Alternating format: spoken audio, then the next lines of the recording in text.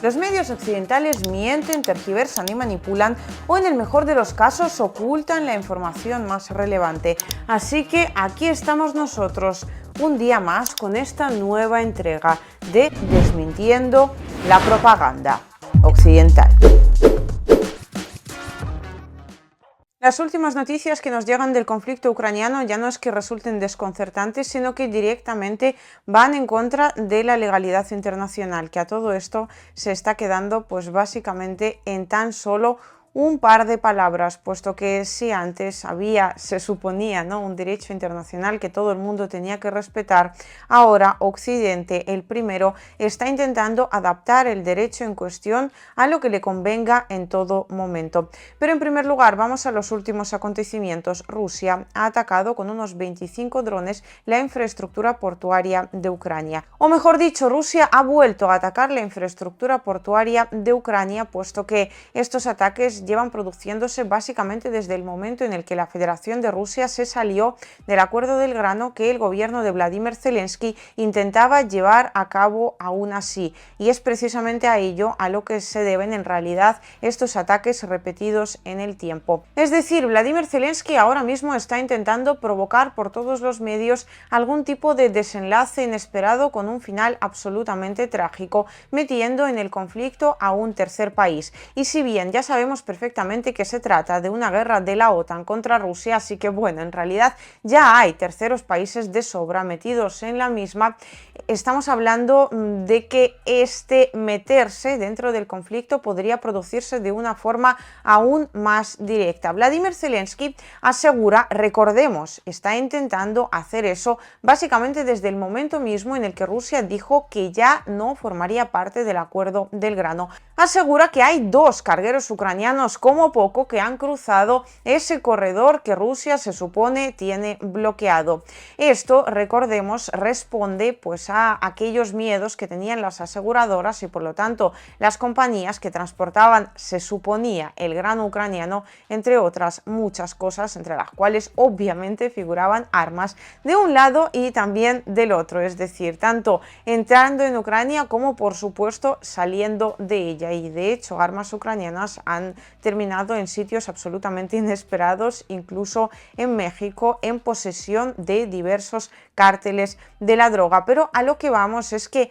ahora mismo la contraofensiva ya no es que esté perdiendo fuelle, es que pues se podría decir que ha fracasado de forma prácticamente definitiva. Le quedan quizás un último empujón. Ahora mismo Ucrania está aglutinando fuerzas en el frente de Artyomovsk. Recientemente en el frente de Zaporozhye sí consiguió hacerse con la localidad de Rabotino, que en realidad ya no existe, o sea, era una aldea de algo así como 500 habitantes que obviamente fueron evacuados, pero ahora mismo es un montón de piedras en medio del campo, porque la estrategia que aplica Ucrania ya la hemos explicado por activa y por pasiva. Esto los medios occidentales lo reportaron muchísimo antes de lo que realmente ocurriera. Ha ocurrido hace nada, más o menos un día. Entonces lo que estamos viendo es que sí, Ucrania se ha apoderado de Rabotino, pero ¿y qué? Es decir, había analistas occidentales que decían que después de Rabotino vendría prácticamente pues directamente la península de Crimea, pero en realidad esto no es tan fácil.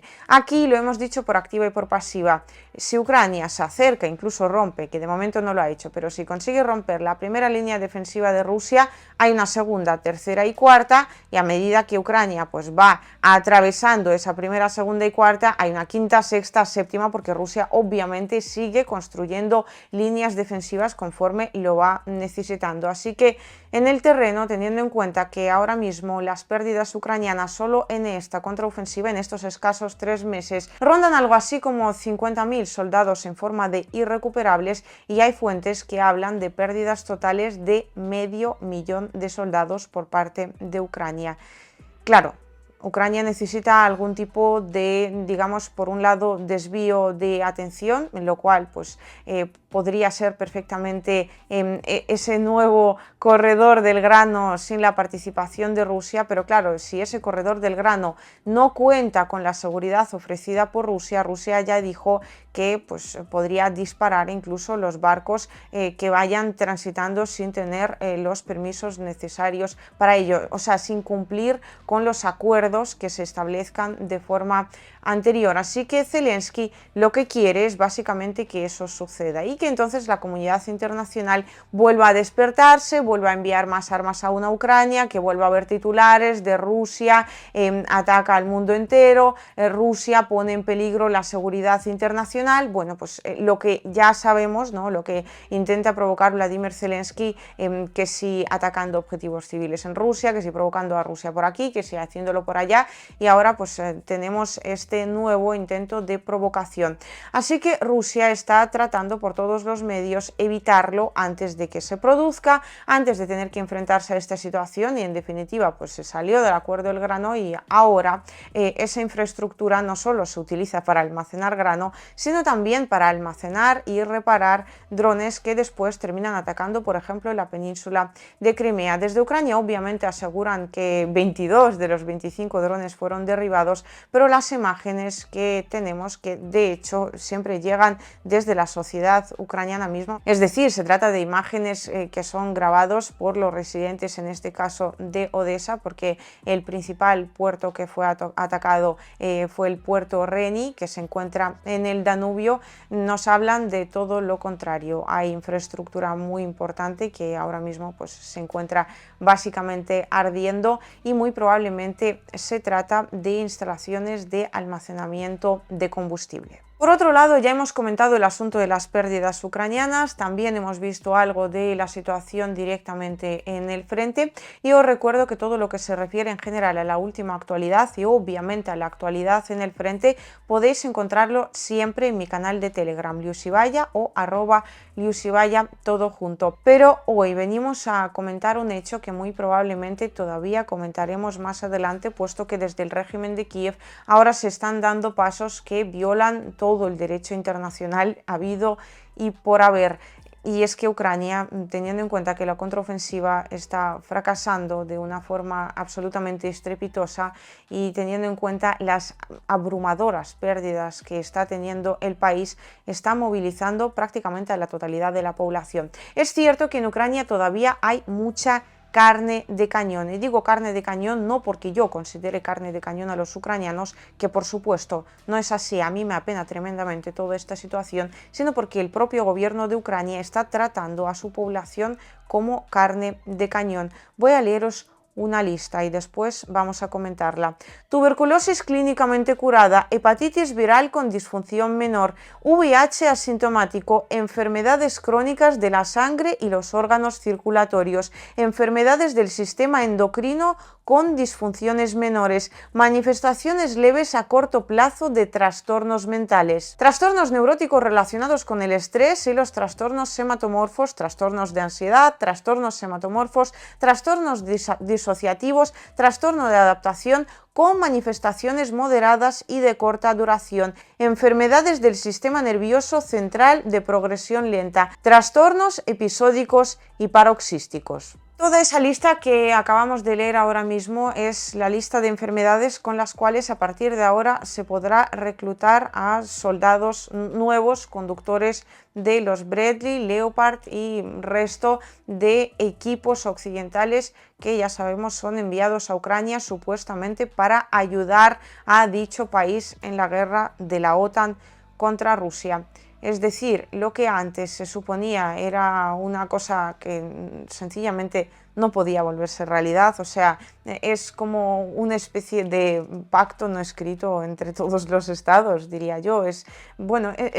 incluso un pacto con el sentido común, que hay ciertas personas que no son reclutables para el servicio militar. Da igual que en el país el servicio militar sea obligatorio o no, sobre todo si no lo es, ¿no? Cuando una persona va a aplicar a formar parte del ejército, a entrenar para formar parte del ejército, obviamente le hacen una serie de chequeos médicos y hay una serie de enfermedades, entre ellas las que os acabo de leer, que suponen un no rotundo a la hora de entrar al ejército. Ahora mismo Ucrania va a comenzar a reclutarlos. Realmente esto también habría que recalcarlo, hacía tiempo que estaban reclutando soldados con todo tipo de trastornos. En realidad, en Ucrania hay una tremenda corrupción, ahora está saliendo a la luz, pero vamos, Vladimir Zelensky lo está aprovechando básicamente para hacer limpieza de todos aquellos que no le caen bien dentro del gobierno, puesto que es él mismo la cabeza de la corrupción en cuestión,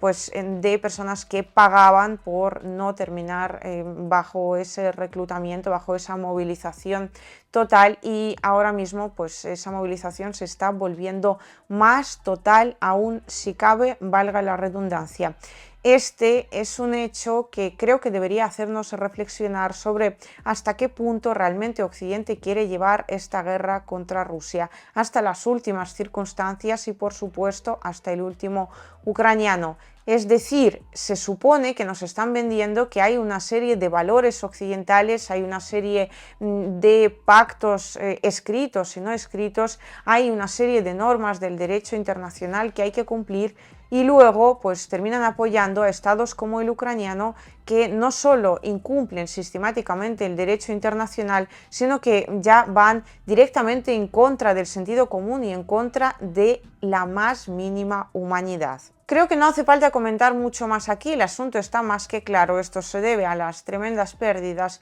que Ucrania está sufriendo a día de hoy en el campo de batalla, por un lado, y por otro a la tremenda falta de recursos debido a la tremenda, valga la redundancia, corrupción que hay en el país por un lado, y pues igual de grandes gastos que tienen que emplear en toda la maquinaria militar que la OTAN tiene montada en Ucrania para seguir intentando desgastar a Rusia. Y en este sentido estamos hablando de enfermedades, medicamentos para curar las cuales o para paliar las cuales son realmente costosos, y si el Estado tiene que hacerse cargo de estos enfermos, pues al final pierde un montón de dinero. De esta forma, es decir, enviándoles al frente, se matan dos pájaros de un tiro, matando a una sola persona que posee o bueno, tiene una enfermedad de las que hemos citado hoy, y también otras enfermedades que ya habían sido despenalizadas, ¿no?, a la hora de movilizar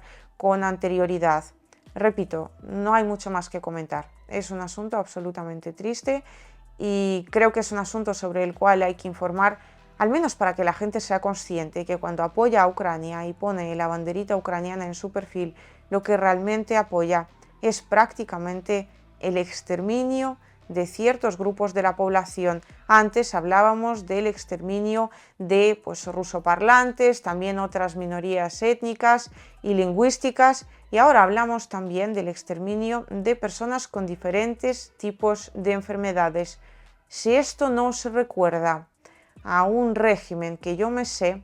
uno que encabezaba un famoso pintor austriaco con bigote, yo ya no sé qué lo hará.